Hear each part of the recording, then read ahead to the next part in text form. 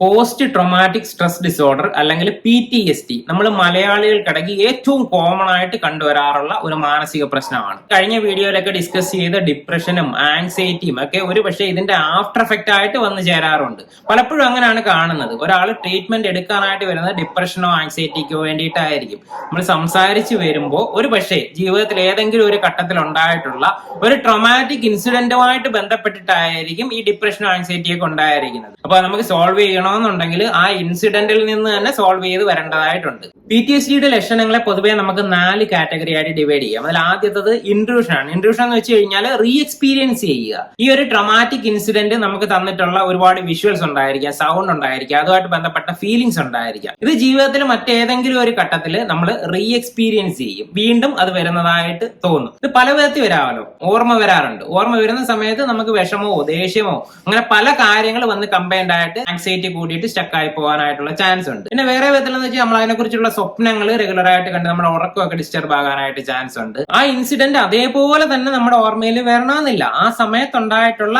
എന്തെങ്കിലും സൗണ്ടോ വിഷ്വലോ ഇതുമായിട്ട് കണക്ട് ആവുന്ന എന്തെങ്കിലും കാര്യങ്ങൾ നമ്മൾ യാദൃച്ഛികമായിട്ട് പെട്ടെന്ന് കണ്ടു കഴിഞ്ഞാലും ഇതെല്ലാം റീ എക്സ്പീരിയൻസ് ചെയ്യാനായിട്ടുള്ള ചാൻസ് ഉണ്ട്. അടുത്തത് അവോയ്ഡൻസ് ആണ്. ഒഴിഞ്ഞു മാറാനായിട്ട് ശ്രമിക്കുക. ഇപ്പൊ ഒരു ട്രോമാറ്റിക് ഇൻസിഡന്റ് നമ്മുടെ ലൈഫിലുണ്ടായി, ഇത് സാധാരണ എല്ലാവരിലും കണ്ടുവരാറുള്ളതല്ലേ. അപ്പൊ അതുമായിട്ട് ബന്ധപ്പെട്ട ചർച്ചകൾ ചുറ്റും ആരെങ്കിലും ഒക്കെ നടത്തുവാണെന്നുണ്ടെങ്കിൽ നമ്മൾ അവിടെ നിന്ന് ഒഴിഞ്ഞു മാറും. ഇത് കേൾക്കാൻ നമുക്ക് താല്പര്യമില്ല, അതിനെക്കുറിച്ച് ഓർക്കാൻ നമുക്ക് ആഗ്രഹമില്ല. അതാണ് അവസ്ഥ എന്ന് പറയുന്നത്. ഇതുമായിട്ട് ബന്ധപ്പെട്ട എന്തെങ്കിലും മെമ്മറീസ് നമുക്ക് റാൻഡം ആയിട്ട് വരുവാണെന്നുണ്ടെങ്കിൽ നമ്മൾ തന്നെ പെട്ടെന്ന് ഡിസ്ട്രാക്ട് ചെയ്ത് മറ്റൊരു കാര്യത്തിലോട്ട് പോകും. അതിനെ എക്സ്പീരിയൻസ് ചെയ്യാനുള്ള ഭയം കൊണ്ടിട്ടാണ് അങ്ങനെ ചെയ്യുന്നതെന്ന് പറയുന്നത്. ഇത് മാത്രമൊന്നുമല്ല, ഇതുമായിട്ട് ബന്ധപ്പെട്ട സ്ഥലങ്ങളിൽ പോകാനോ ഇതുമായിട്ട് ബന്ധപ്പെട്ട എന്തെങ്കിലും വിഷ്വൽസ് കാണുന്നത് നമ്മൾ ബ്ലോക്ക് ചെയ്യാനോ ഒക്കെ ശ്രമിക്കാറുണ്ട്. അടുത്ത നമ്മുടെ ബിഹേവിയറിലും മൂഡിലും ഒക്കെ ഉള്ള നെഗറ്റീവ് ആയിട്ടുള്ള ചേഞ്ചസ് ആണ്. ഇതും വ്യക്തികളിൽ സാധാരണ കണ്ടുവരാറുള്ളതല്ലേ. ഒരു ട്രോമാറ്റിക് ഇൻസിഡന്റ് ഉണ്ടായി, അതുവരെ ഭയങ്കര ആക്റ്റീവായിട്ട് എല്ലാ കാര്യത്തിലും പാർട്ടിസിപ്പേറ്റ് ചെയ്തുകൊണ്ടിരുന്ന ചില ആൾക്കാർ അതിനുശേഷം ആൾക്കാരോടൊന്നും മിണ്ടാതെ വീട്ടിൽ തന്നെ കൂടുതൽ സമയം ചെലവഴിച്ച് അങ്ങനെ ലൈഫ് ലോങ് അങ്ങനെ പോകാറുണ്ട്. നമ്മുടെ മൂഡിനെ അത് അഫക്റ്റ് ചെയ്യും.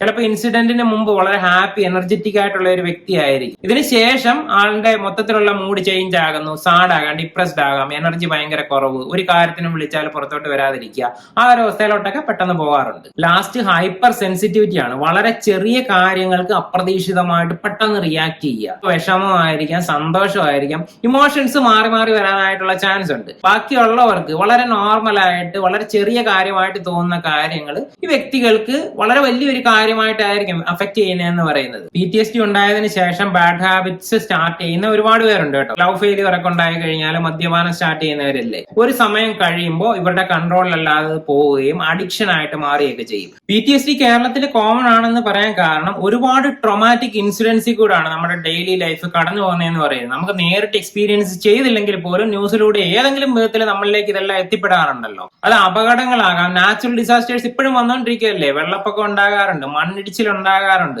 അപകടങ്ങൾ എല്ലാ ദിവസവും നമ്മൾ ന്യൂസിലും നേരിട്ടും അല്ലാതെയൊക്കെ കാണാറുണ്ട്. ഹോസ്പിറ്റലിലെ ഓരോ ഇൻസിഡൻസ് ഇത് കാണാറുണ്ട്.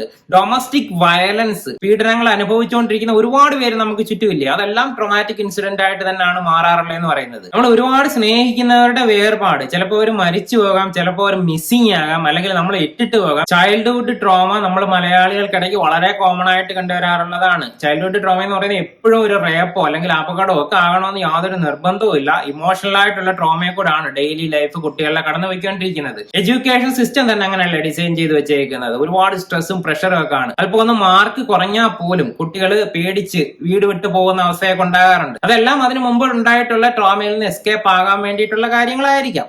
അവരിലേക്ക് അടിച്ചേൽപ്പിക്കുന്ന പല കാര്യങ്ങളും ഫ്യൂച്ചറിൽ ഒരു ട്രോമാറ്റിക് ഇൻസിഡന്റ് പോലെ തന്നെ കിടക്കുകയും അവരുടെ ജീവിതത്തിനെ അഫക്ട് ചെയ്യുകയൊക്കെ ചെയ്യാറുണ്ട്. ഒന്നുമല്ലാതെ സൊസൈറ്റിയിൽ നിന്ന് ഒരുപാട് പ്രഷർ നമുക്ക് കിട്ടുന്നുണ്ട്.